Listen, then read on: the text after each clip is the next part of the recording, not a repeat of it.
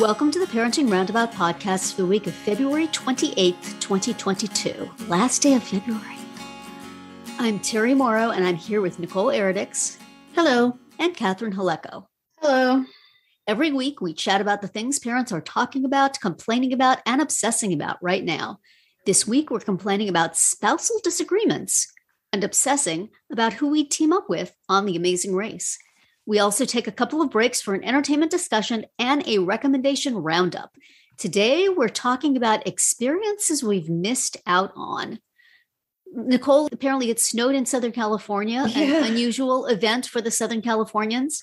Highly unusual for our area, at least. I mean, we're all standing out and going, oh my gosh, what are these things falling from the sky? Well, yeah, I mean, the pictures that my neighbors were posting and they were on Facebook, and people were just in shock and awe, as were we, because it never snows here. I can only remember one other time in 14 years that I saw snow fall from the sky in my area. And so it was snowing hard. It was like Canada level snow. It was unreal. Oh my goodness. That's it was like Armageddon then. It was a snow flurry is what it was. It wasn't just little flakes dropping from the sky. It was a flurry of snow. Yeah. And my daughter is she's home for spring break. This isn't the weather, of course, she was expecting, but no. But she was just, she was as amazed as I was. And then she's made the comment, I can imagine all the kids in school are just, in shock. And I hope that their teachers have let them out to see the snow. And then it just dawned on me, there's probably a significant amount of kids here in this area, in this region, geographical region, I've probably never seen snow fall from the sky before, which is really amazing because as somebody who's grown up, I grew up in Northern Canada and then subsequently lived in that area for many years and other parts. There's a lot of snow in my life. Yeah. I have a lot of history with snow. And so it was just, to think that there are some kids that don't experience that was really wild.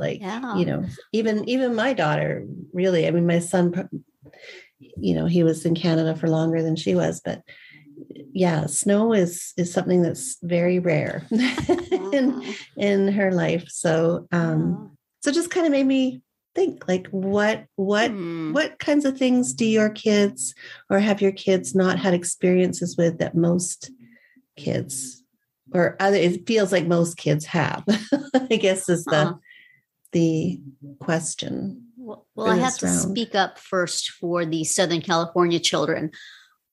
When I was growing up in California, I remember it snowing exactly once in my hometown, and it was just the little flakes that melted before they hit the sidewalk. And yet still we were walking around in awe, practically playing Let It Snow in our heads, dancing about. But we also could, and this is probably what many Southern Californians do, we could go visit the snow at Big Bear. Right. We would just go visit the snow. And so we had seen it before. We'd seen it falling. We'd sledded upon it, just not in our actual town, our actual house. Right.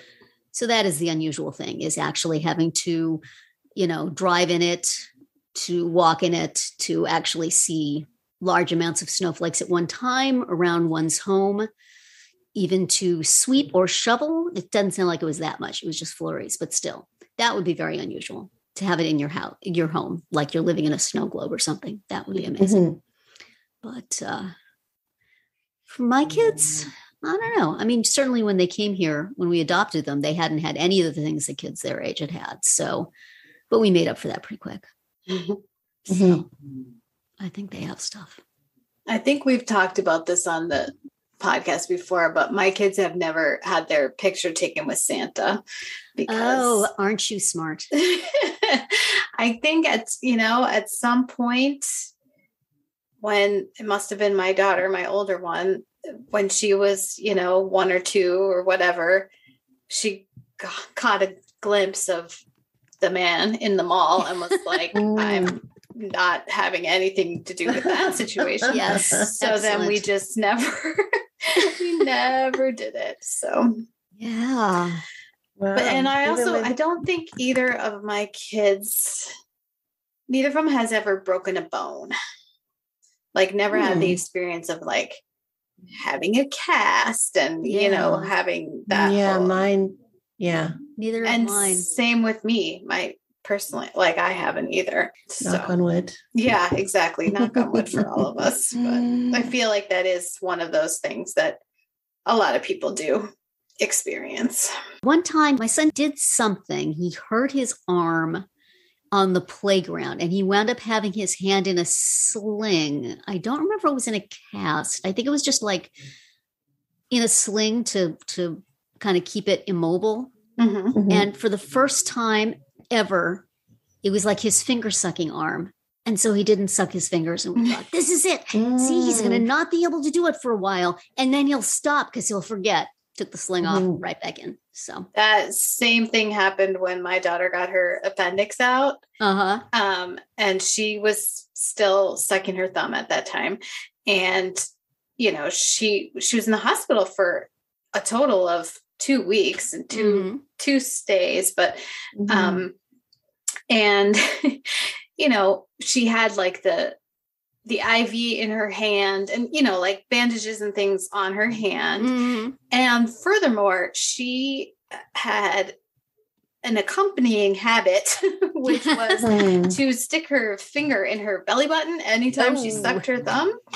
And so, of course, when she got her appendix out, she had bandages on her stomach, including like they went right in through her navel for that operation. So her belly button was covered and her thumb sucking hand was unavailable. So I'm like, great, you know, just like you.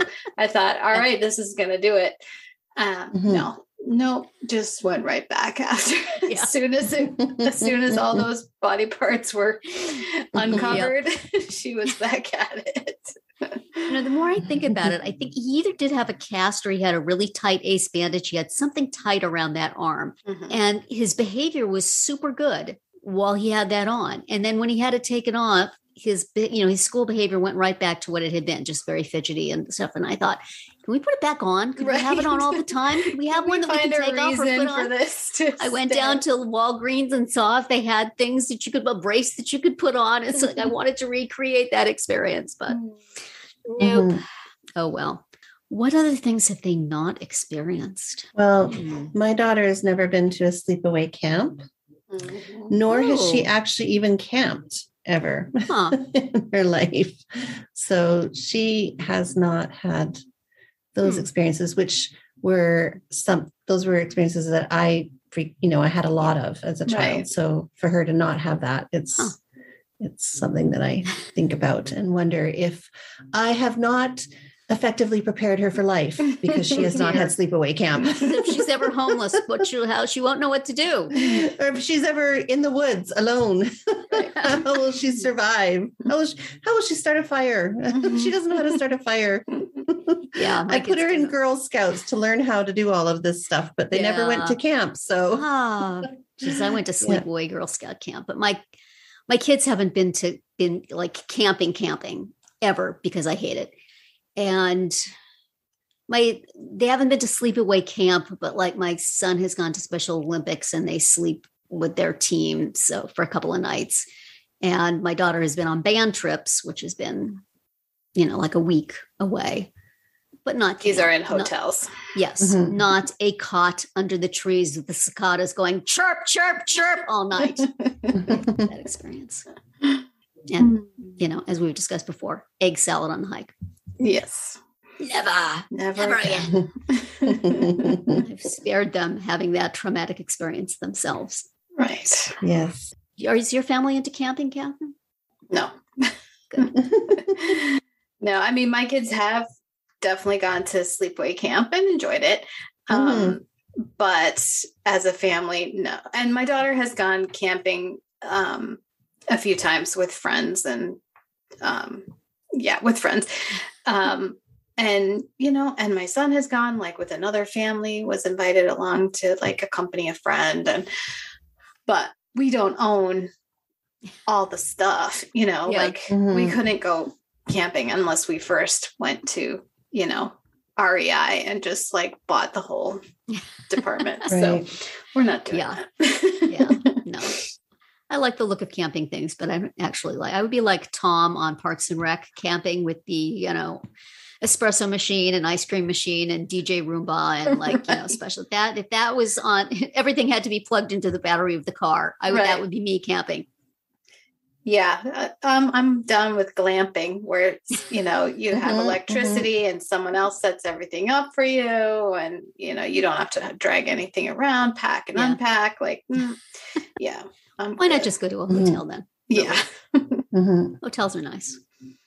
I mean, some of those glamping type of things, like they just look really neat, to get this sort of outdoorsy experience minus all the inconveniences is appealing. Yep. Yeah. Well, our kids have not as far as we know, started their own podcast, but maybe one of these days they will. We should be very afraid. Just to talk about us, I'm sure. But that's going to be it for today's round 1. Tune in tomorrow for our entertainment themed round 2 and later in the week to find out what we're complaining about, obsessing about, and recommending right now.